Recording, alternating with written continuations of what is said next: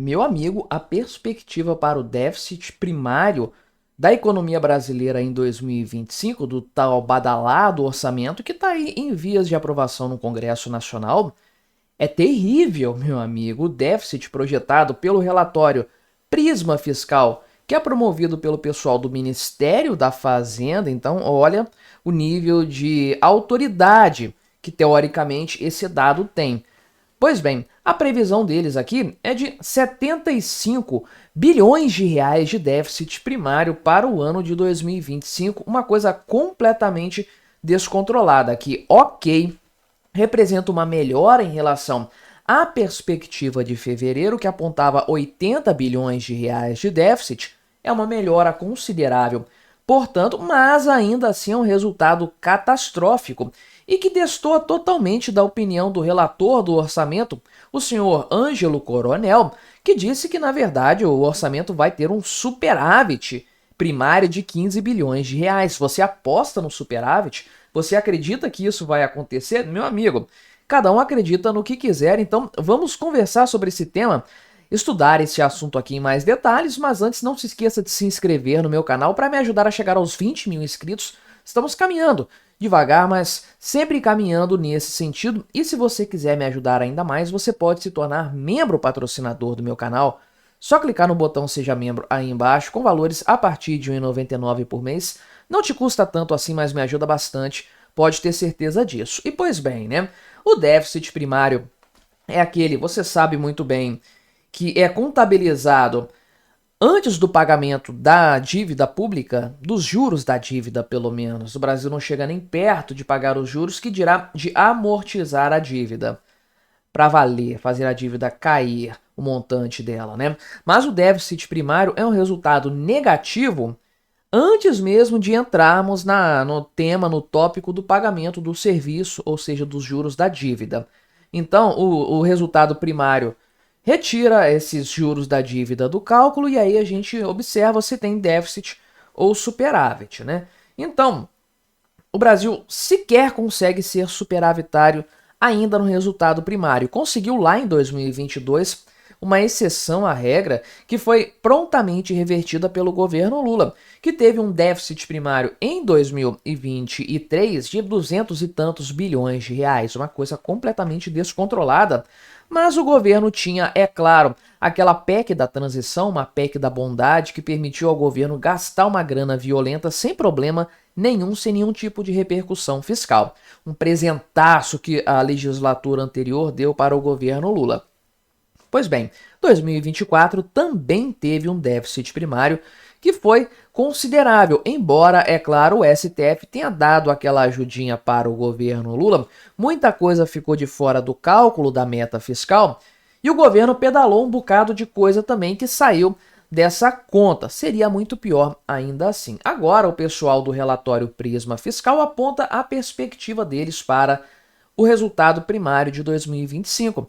Um déficit de 75 bilhões de reais, uma montanha de dinheiro sem sombra de dúvidas. Então, esse pessoal analisado aqui são analistas de mercado consultados pela ESPE, que é a Secretaria de Política Econômica do Ministério da Fazenda. Trouxe um vídeo recentemente aqui falando da piora da perspectiva econômica desse pessoal da ESPE, de fato, reduziram a projeção do PIB e aumentaram a projeção de inflação. Pois é, esse é o cenário que nós temos hoje. E bem, eles fazem esse relatório com uma certa regularidade aqui, mais ou menos no estilo daquele relatório do Boletim Focus do Banco Central. Só que o Boletim Focus é semanal, este aqui, o relatório Prisma Fiscal, é mensal. Então a diferença basicamente é essa. Esses dados foram considerados aqui até o 5º dia útil de março, então já estão um pouco defasados, foram divulgados agora, né? Pois bem, você sabe, a meta fiscal do governo atualmente é equilíbrio, zero, ficar no 0 a 0, que não era a meta original do arcabouço, já é uma piora.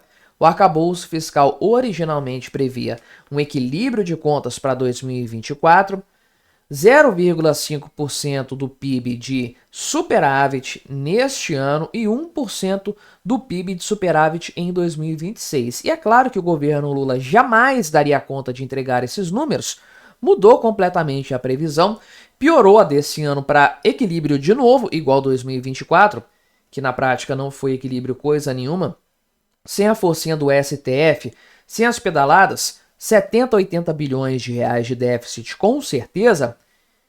E para 2026, aí sim o começo de um superávit 0,25% do PIB, que ninguém acredita que vai acontecer em ano eleitoral, obviamente, né? E tudo fica mais engraçado, fica mais curioso quando a gente analisa a opinião aqui do senhor Ângelo Coronel, relator do orçamento deste ano. Pois é, um superávit primário de 15 bilhões, é isso que ele projetou. Vai vendo, né?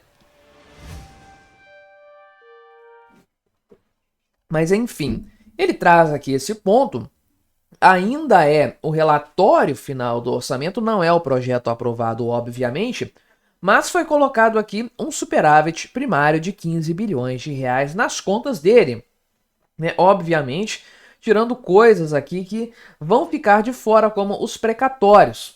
Já se sabe que isso vai acontecer e sabe-se lá mais o que para chegar nesse patamar aqui, né? Realmente é uma coisa bastante desequilibrada na prática, mas eu vou fazer um vídeo só sobre o orçamento, que eu não sei se sai antes ou depois desse aqui, mas eu vou tratar desse tema em mais detalhes posteriormente. Mas veja a discrepância das previsões. Estamos falando de uma diferença de 90 bilhões de reais, que deve dar aí o que? 0,8% do PIB de resultado primário, isso aqui. Essa expectativa, que é uma catástrofe, resultado primário. Porque qual é o tamanho do pagamento dos juros da dívida pública, que compõe o resultado fiscal, o resultado financeiro? Pois bem, neste orçamento aqui, está previsto um valor de juros e amortizações de 1,6 trilhão de reais. Então, não dá para saber aqui quanto que é de amortização, não entrei nos detalhes do projeto ainda do relatório. Acredito eu que a dívida e os juros da dívida com a Selic chegando a 15% em algum momento deste ano, isso vai estar perto de 1 trilhão de reais. Então, só por aí, a dívida pública vai crescer 1 trilhão de reais. E como o governo sequer vai conseguir economizar, guardar dinheiro para ter um superávit para pagar os juros da dívida, na verdade, isso aqui vai ser um acréscimo desse 1 trilhão ou mais, sabe-se lá para onde que esse negócio vai caminhar. Então veja o tamanho do descontrole fiscal que nós temos. É claro que isso aqui é apenas uma prévia, é apenas uma estimativa que pode estar sendo muito pessimista. Vai saber, eu diria até que eles estão otimistas. E eu não sei se aqui não estão sendo considerados alguns itens como a própria questão dos precatórios, ou se isso está sendo levado em conta, porque tem que ser levado em conta. Vai incorporar a dívida pública, vai fazer o percentual dessa dívida sobre o PIB crescer consideravelmente. E aí, meu amigo, você sabe qual é o resultado disso tudo.